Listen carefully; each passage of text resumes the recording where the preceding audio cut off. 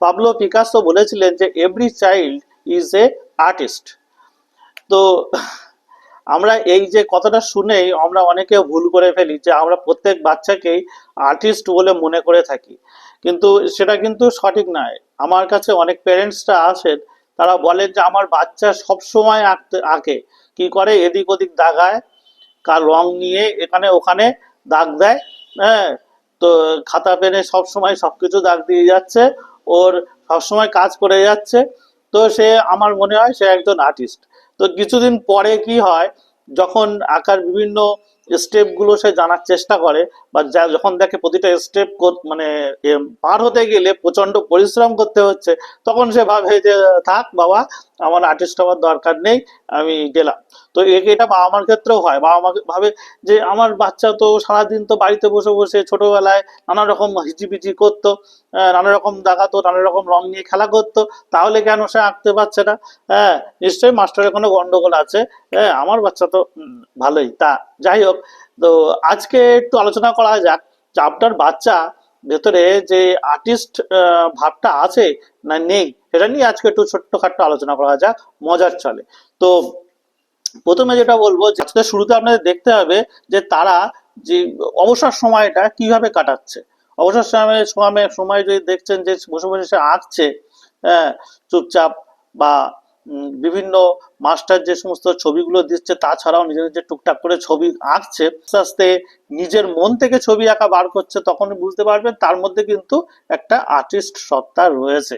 তো সেই জিনিসগুলোকে আরো বেশি ভাবে পলিশ করা যায় কিভাবে, সেটা আপনার টিচারদের বলতে হবে। এবার কিছু কিছু বাচ্চা আছে যাদের জোর করে করে বসাতে হচ্ছে, তাদের মানে যতটুকুখানি টিচার কাজ দিচ্ছে ততটুকুখানি কাজ কোনো রকমে করে উঠতে পারলে বেঁচে যাচ্ছে। তো এই ধরনের স্টুডেন্ট কিন্তু 100টার মধ্যে প্রায় 95টা রয়েছে। হ্যাঁ, তারা কিন্তু আর্টিস্ট নয়, তাদেরকে মানে দেখা উচিত যে তাদেরকে কোনো রকমের কাজটা করে নিতে হবে, যাতে স্কুলে বা অন্যান্য জায়গায় যেখানে তাদের আঁকাটা লাগে, সেই জায়গায় যাতে তাদের বেসিক আঁকাটার জ্ঞান যাতে হয়। ঠিক আছে?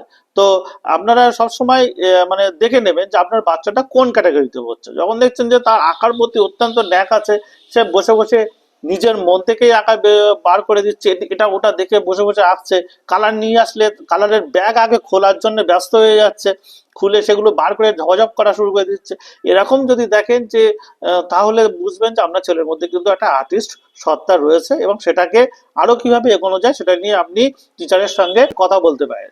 এবং যদি দেখেন যে এর উল্টোটা হচ্ছে, তাহলে আপনাকে কিন্তু টিচারকে বলতে হবে যে ওর স্কুলের যে কাজগুলো সেইগুলো নিয়ে একটু সিরিয়াসলি দেখতে, যে স্কুলের যে কাজগুলো যাতে ড্রয়িং এর কাজগুলো যাতে ভালো হয়, ড্রয়িং যাতে ভালো নাম্বার পায়। হ্যাঁ, এবং পরবর্তীকালে যাতে ওর একটু সার্টিফিকেট গুলো, হ্যাঁ, যাতে পাওয়া যায়, সেইগুলো যে স্টেপ গুলো মোটামুটি ভাবে ফলো করে এগিয়ে যেতে, যেগুলো সার্টিফিকেট আমার দরকার, তো সার্টিফিকেট গুলো আমি যাতে হ্যাঁ জোগাড় করতে পারি। স্কুলের সায়েন্স থেকে শুরু করে এতে মানে আঁকার জন্য, সেগুলোর জন্য আমার টিচারের কিন্তু ড্রয়িং টিচারের প্রয়োজন পড়ে।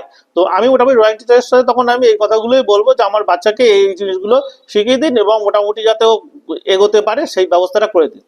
যখন দেখতে হবে যে আপনার বাচ্চা আর্টিস্ট সত্তা রয়েছে, তখন কি করবেন, টিচারকে গিয়ে বলুন যে আরো ছবি দিতে, এবং সেই ছবিগুলো যেন ওর মন থেকে বার করতে পারে, সেই ছবিগুলো যাতে আরো ও কালারগুলো শিখতে পারে, নিজে নিজে কালার তৈরি করতে পারে, এবং বাড়ি থেকে যখন ছবিগুলো এঁকে নিয়ে আসে টিচারকে বলুন যে সেইগুলো একটু ভালো করে দেখে তার ভুলগুলো ধরিয়ে দিতে।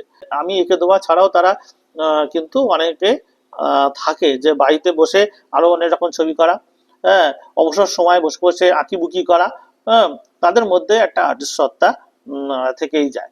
তো বাড়িতে ছোটবেলায় ওই এদিক ওদিকে দাগানো মানে আর রং পেন্সিল নিয়ে খেলা মানে কখনোই ভাববেন না যে আপনার ছেলে কিন্তু একটা আর্টিস্ট হবে। এটা পাবলো পিকাসো বলেছিলেন বটে, কিন্তু আমার মনে হয় না এতটা সহজ ব্যাপারটা। একটা ড্রয়িং এর প্রতিটা স্টেজ পার করার জন্য কিন্তু অনেক অধ্যাবসায়, অনেক পরিশ্রম, অনেক কিছুই লাগে। এটা অত সহজ ব্যাপার নয়। অনেকেই ভাবেন যে ড্রয়িং শেখার আগে ভাবেন যে অত্যন্ত সহজ, কয়েক মাসের মধ্যেই ইমপ্রুভ হয়ে যাবে, এটা কিন্তু সহজ নয়। যাই হোক, আজকে এই পর্যন্তই, বেশি কিছু বলার ছিল না। অন্যদিন অন্য একটা বড় ভালো টপিক নিয়ে, আরো বড় টপিক নিয়ে আলোচনা করব। সবাই ভালো থাকবেন। আর চ্যানেলটা অবশ্যই সাবস্ক্রাইব করে রাখবেন, কেননা আঁকা নিয়ে আমি এরকম অনেক গুরুত্বপূর্ণ বিষয় নিয়ে আলোচনা করি, যেগুলো আপনাদের কাজে লাগবে, আপনাদের বাচ্চাদেরও কাজে লাগবে।